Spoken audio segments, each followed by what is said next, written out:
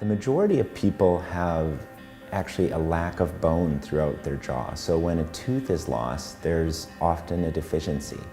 And what that means is moving forward when we try to replace the tooth, there's not enough bone to put the implant in.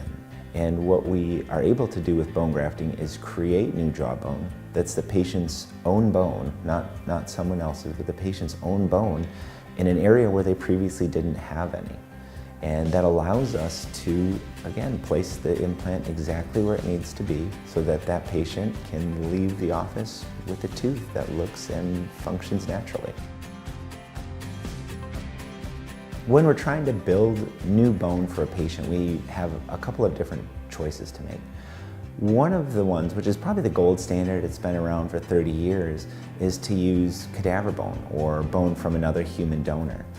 We place that bone into a space where we'd like new bone to form, and the patient's body slowly breaks that down over time and creates their own bone.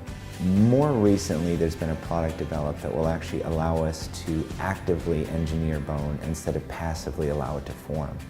And this protein actually drives the patient's own body and own stem cells to build their own bone. So the difference is when we look at the bone after healing, we actually see it's 99–98% that patient's bone and really no graft material. So tissue engineering in this way has really allowed us to become more successful in creating new and natural bone for our patients.